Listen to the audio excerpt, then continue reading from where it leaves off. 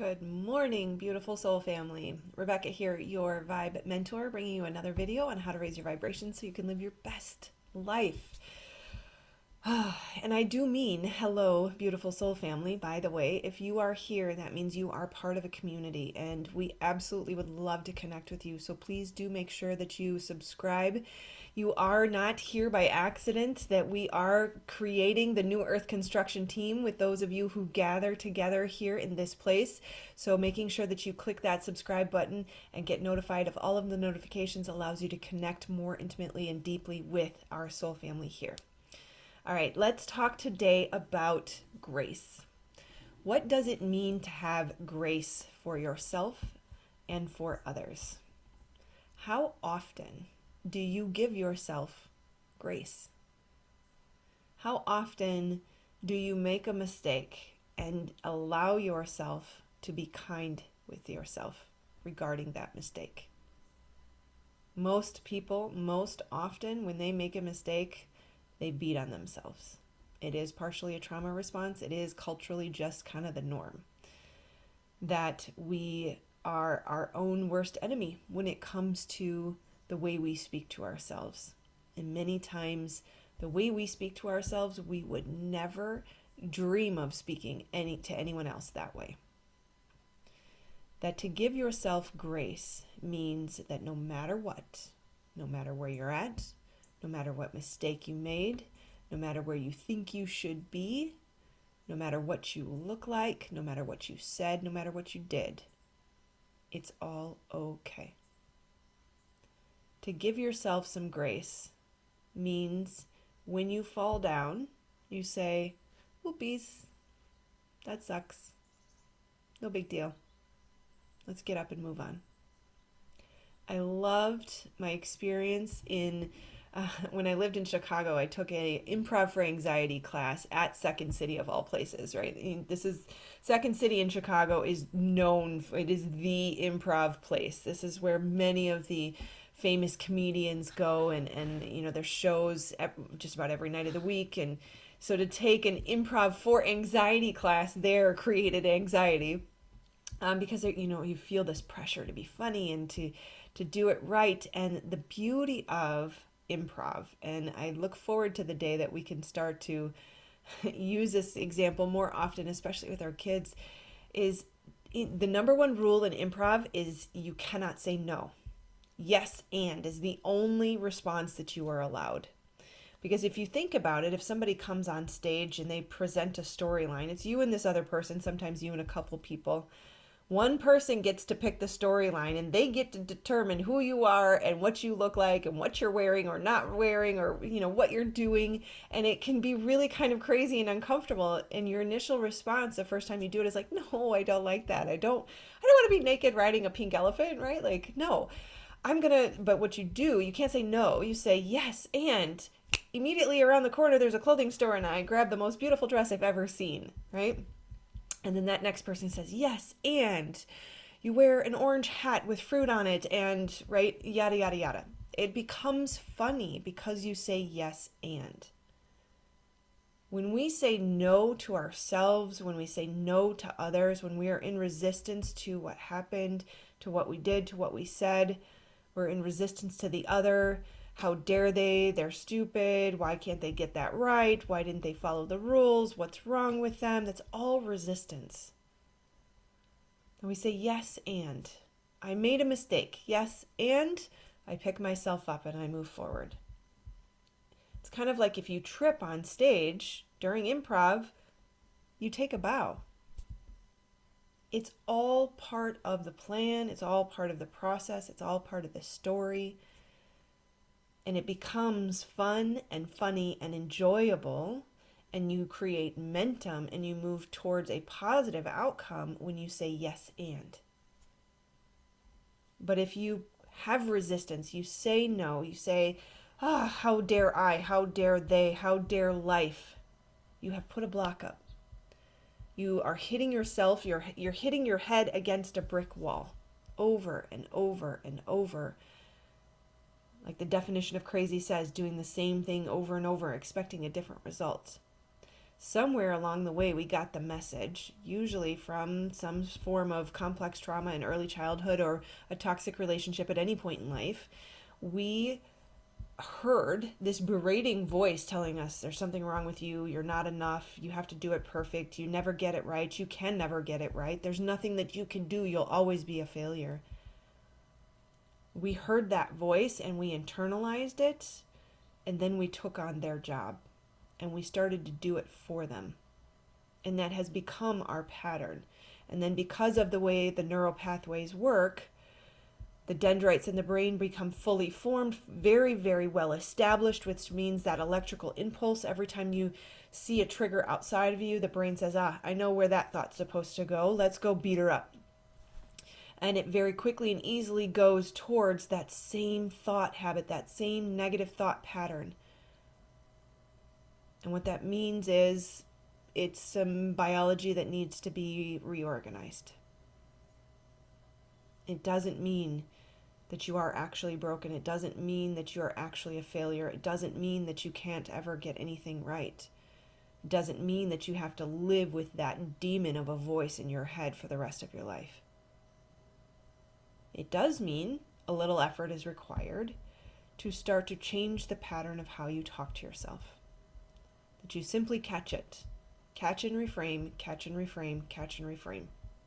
Sometimes the best answers are the simplest answers, are the most freaking annoying answers. Because nobody wants to hear, it's simple, just catch and reframe. You're like, shut up. I get it. I was there. I hate the answers that are so simple, because all that's left is me actually doing the thing. And that's the hardest part. But the truth is, neural pathways, dendrites in the brain can be dissolved. They literally turn into hot air when you stop using them. And new ones can be created with intention. That over time, as you catch and reframe, you are creating new dendrites in the brain. So what that looks like is, I forgot to order the stylus pen for the kids, and it's already the third week of school, and how could I? I'm a bad mom, right? Or, oh crap, I forgot to order the stylus pen. I'm going to do that now. Yeah, I got a lot on my plate. I do the best I can. I'm still a good mom. And if anybody judges me, it says more about them than it does about me. And I'm sorry that they're dealing with that. Yuck. And I hope they find the help that they need. That's what it looks like. Another example. I forgot to pay a bill. What's wrong with me? I never get it right. I'm such a loser.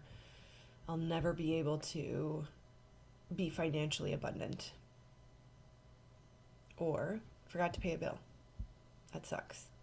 I'm human.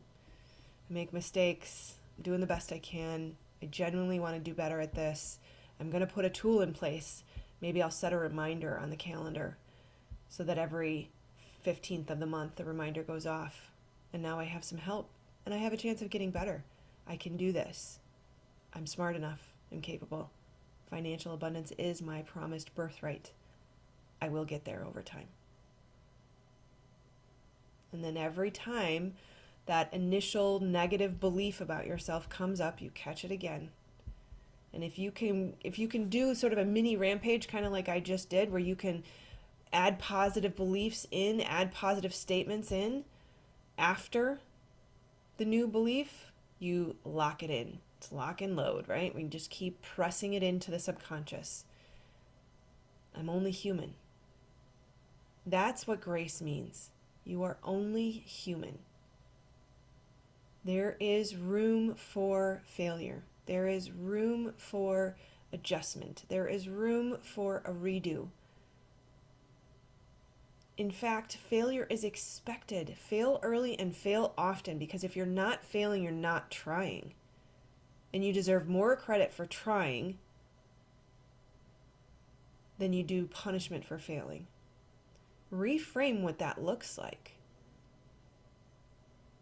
I forgot to pay my bill. Oh, at least you care about paying your bills. At least you try. At least it matters. At least you recognize the importance of it and you have a desire to do better. Grace means space for mistakes, space for imperfection. You are perfectly imperfect for a purpose, which means you are made with intention, exactly how you are, with all of the challenges and problems that you have. So, if the creator, the source of all that is, infinite intelligence, the field of full potential, field of potentiality, I believe, something of that nature, the field, right, is intelligent, made us exactly how we are, then why on earth would we not deserve some grace?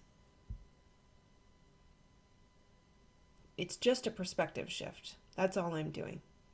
I'm not I'm not judging, and I'm not pointing fingers, and I'm not saying, silly you should have known you should have had grace. No. It's just a reframe, because we have this belief that we're supposed to be perfect. The media tells us, marketing tells us, look at the perfect model. If you use this lotion, you will look just like her. And if you don't, you should feel bad because that means you didn't buy her product and you're not perfect. So there's something wrong with you. Don't let it in. Reframe it. They're using filters. That's not real. They're lying to you. That's the reframe there. In fact, another perspective shift is imperfect is awesome, because perfect isn't real, and people don't like fake people. People like imperfect, real people. So letting someone see your imperfection, falling down, getting back up, and taking a bow is freaking awesome. Acknowledging your mistake is amazing. Oh my goodness, does it give me such a tremendous sense of respect for a person when they can say, you know what, I screwed up. I'm sorry. And not just the lip service of I'm sorry, but genuine, I'm not going to let that happen again. Like, I really care that I made a mistake. That is so real and so authentic and so powerful and strong and admirable and deserving of respect that we have to shift the paradigm of this perfect culture to more of a grace culture, because honestly, you get more respect and you get more love when you have enough grace to say, I made a mistake, but I'm okay with that. And I want to do better, and I will do better. And I'm appreciative of that experience that helps me see where I have room for improvement. Because ultimately, at the end of the day, I do want to get better. And I put a lot of effort into growing and shifting and changing and evolving and being the best version of myself that I can be every day. Those are the kind of thought patterns that will create a beautiful life. Not giving yourself grace, berating yourself, beating yourself up all day long creates more of the same. We are creators. We are manifesting all the time, whether you realize it or not. And if you don't realize it and you're not doing it with intention, you are recreating and manifesting on autopilot more of the same, because these thought habits, these dendrites, these thought patterns in the brain that have continued to get stronger and stronger and take over your mind more and more, the older you get, the more you use them, they are manifesting for you. I say it often, I'll say it again, I've gotten pretty good at distilling it pretty quickly. The manifestation mechanism is your beliefs are the foundation of the thoughts you choose, which create the chemistry that floods your body, which creates the emotion that you feel. Emotion is energy in motion. That is your frequency and vibration. That is your attraction point. So if you are beating yourself up, if you are constantly berating yourself and you never have a good thing to say about anyone or anything, I'm sorry, because you're creating a very yucky life for yourself. And it takes effort, and it's hard at first to battle those thought demons, to catch and reframe and say, no, I'm taking my power back. Screw you. I'm not creating any more of this. Get pissed off. Anger has a purpose to drive you towards change. Catch and reframe. Belief in your abundance birthright. Belief that the universe is conspiring in your favor. Belief that it can get better, that you can do better, that you can have grace for yourself will create a shift in your life. I can promise you that. And I don't make many promises. Certainly not ones I can't keep. All right. I think that's pretty thorough.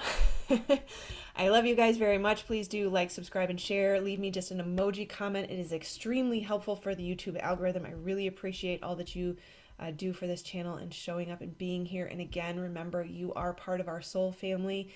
So in order to connect more deeply with the New Earth Construction team, which if you are part of this community, you are, because you're perfectly imperfect for a purpose. So step into that purpose. I have resources to help you with that. Otherwise, make sure you click this button to subscribe and join your soul family. Or this video is customized to your preferences. So check that one out. All right. Take care, my friends. I love you. Namaste.